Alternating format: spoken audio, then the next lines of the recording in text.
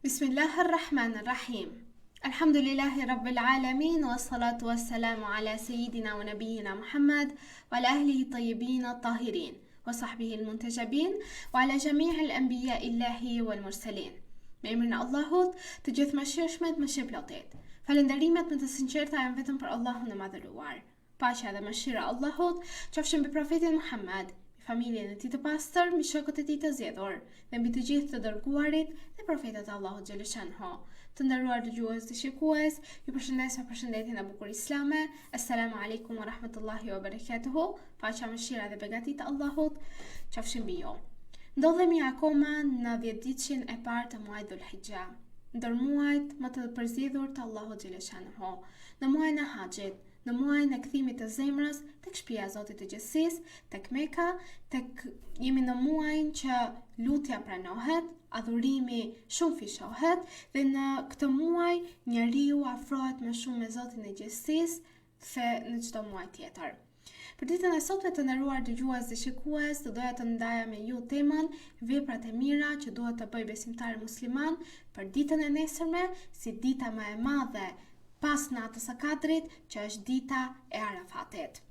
Dita e Arafatit është një nga ditët më madhështore dhe më të begata tek njeriu në fenë pas islame. Ajo është dita kur zemrat e besimtarve mbushen me shpresë, me pendim dhe afrim tek Allahu i madhëruar. Është dita ku miliona haxhi dhe haxhesha qëndrojnë në fushën e Arafatit me duart të ngritura drejt qiellit, duke kërkuar falje dhe mëshirë, ndërsa edhe muslimanët në çdo vend të botës përpiqen ta kalojnë këtë ditë me adhurim, lutje dhe vepra të mira. Kjo ditë është një mundësi e artë për pastrimin e shpirtit dhe për forcimin e lidhjes me Krijuesin.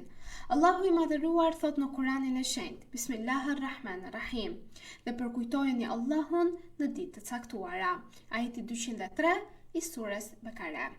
Dietarët kanë treguar se këto ditë janë ndër ditët më të vlefshme tek Allahu, dhe dita e Arafatit zë një vend të veçantë mes tyre. Kjo ditë, të nderuar dëgjues dhe shikues, është dita e nesërme inshallah, si dita e 10 e muajit Dhulhijja. Ajo është dita e mëshirës, dita e faljes dhe dita kur lutjet pranohen me bujari të madhe.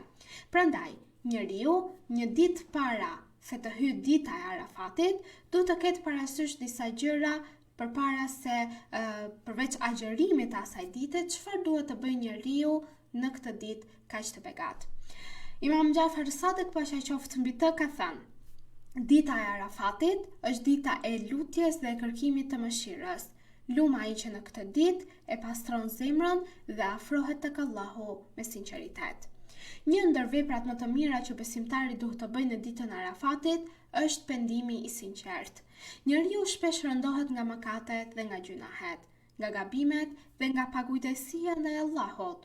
Por kjo ditë është dita e rikthimit të shpirtit në qetësinë e tij dhe është dita ku Allahu hap dyert e kthimit tek ai me pengesë të madhe. Pendimi nuk është vetëm me fjalë, por është një dhimbje që zemra ndjen për gabimet që ka bërë dhe vendim për të përmirësuar. Zemra që çan për hir të Allahut është zemra që ndriçohet nga mëshira hyjnore. Imam Aliu pasha qoftë mbi të ka thënë: lotët e pendimit shuajnë zjarrin e mëkateve. Prandaj besimtari musliman të nderuar dëgjues dhe shikues i pret me shumë mall këto ditë kaq të begata, sepse Allahu i madhëruar pikë së pari hap dyert e pendimit dhe hap dyert e pranimit të njeriu që është i penduar tek ai dhe i fal dhe mëshiron atë si në këtë botë edhe në botën tjetër. Prandaj ndër veprat e mira që të kemi parasysh për ditën e nesërme, përveç agjërimit, është pendimi i sinqert të nderuar dëgjues dhe shikues. Prandaj, nesër në ditën e Arafatit, besimtari duhet të gjejë pak kohë për të komunikuar me Krijuesin e tij, të kujtojë gabimet e tij dhe të kërkojë falje me përulësi tek Allahu i madhëruar. Allahu është mëshiruesi dhe ai nuk e refuzon kurse si robin e tij që kthehet tek ai me zemër të pastër. Një tjetër vepër e madhe në këtë ditë të nderuar dëgjues dhe shikues është lutja. të shtojmë sa më shumë lutjet, që në natën e sotme, që është nata e ditës Arafatit, e deri në ditën e nesërme, të lutemi, sepse dita e Arafatit është dita e duas. Në këtë ditë, dyert e qiellit hapen dhe mëshira zbret mbi robërit e Allahut. Profeti Muhammed sallallahu alaihi wasallam ka thënë, lutja më e mirë është lutja e ditës Arafatit. Sa e bukur është që njeriu të ngrej duar dhe të flasë me krijuesin e tij me sinqeritet, pa arrogancë dhe pa shpërqendrim. Në këtë ditë duhet të lutemi për familjen tonë, për prindërit, për të afërmit, për umetin islam dhe për të gjithë njerëzit që kanë nevojë për mëshirën e Allahut, sepse kurse si mos të harrojmë se duaja është arma e besimtarit dhe ura që lidh zemrën me krijuesin e saj. Ndër vepat e tjera më të mira që duhet të kemi kujdes në ditën e nesërme të nderuar dëgjues dhe shikues dhe ta shtojmë sa më shumë është leximi i Kuranit. Shpeshherë njeriu shpërqendrohet nga puna e kësaj bote dhe harron fjalën e Allahut xhaleshanhu dhe harron që zemra gjen qetësi pikërisht me dritën e fjalës së Zotit të gjithësisë. Kur besimtari lexon Kur'an në ditën e Arafatit, ai ndjen sikur zemra e tij pastrohet nga errësira e mëkateve dhe mbushet me dritë hyjnore. Çdo ajet është udhëzim, mëshirë dhe shërim për këto zemra. Po ashtu, në ditën e Arafatit të nderuar dëgjues dhe shikues, të mos harrojmë të përmendim sa më shumë Allahun dhe të shtojmë sa më shumë tasbihatet, istighfarin dhe salavatin mbi profetin Muhammed, paqja dhe bekimet e Allahut qofshin mbi të dhe mbi familjen e tij, sepse këto janë vepra që e zbukurojnë shpirtin dhe e afrojnë njeriu më shumë me Allahun. Sa herë që gjuha dhe zemra përmend Zotin e saj, Allahun e plotfuqishëm, kjo zemër dhe kjo shpirt bëhet më i gjallë dhe më i ndriçuar.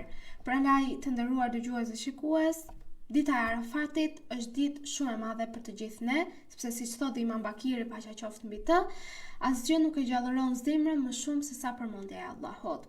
Të ndihmosh një të varfër, të ushqesh një nevojtar, të zjasësh dorën dhe të japësh sadaka për një nevojtar dhe të bësh mirë ndaj dikujt që ka me të vërtet nevojë, është ndër veprat më të mira në këtë ditë, pra në ditën e nesërme, në ditën e Arafatit.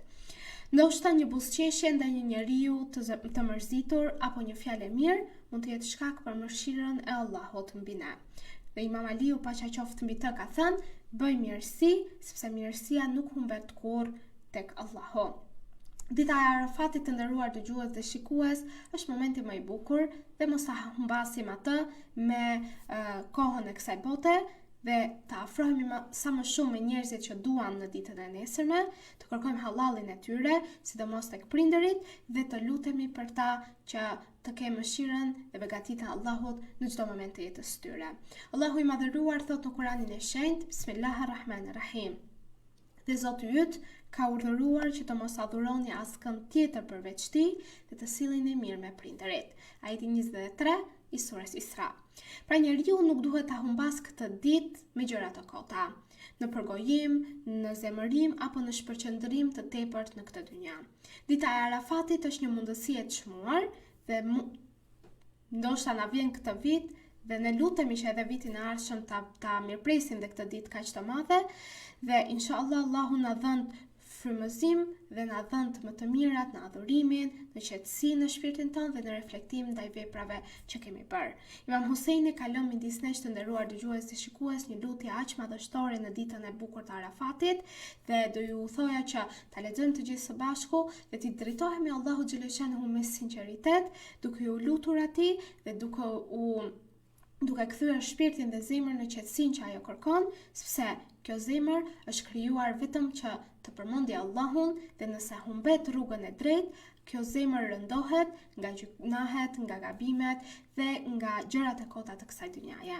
Prandaj të dashur vëllezër dhe motra, dita e Arafatit është dhuratë e madhe për të gjithë ne besimtarët. Dhe doja t'ju rikujtoja një ditë më parë, prandaj fola edhe në ditën e sotme për këtë ditë, që gjithë besimtarët neve të kemi parasysh që çfarë duhet të bëjmë në këtë ditën e nesërme që na pret, është një ditë para Kurban Bayramit, është një ditë shumë e madhe për të gjithë ne besimtarët musliman, prandaj të gjithë ne të bëhemi gati për këtë ditë, të lutemi Allahut xhaleshanhu, të agjërojmë në këtë ditë se është mustahab, është e dëshirueshme dhe është e mirë për të gjithë ne, dhe Allahu na fal, të mëshiroft dhe na bëft për atyre të cilat fitojnë mirësinë e tij si në këtë botë dhe xhenetin e tij inshallah me veprat tona në botën tjetër.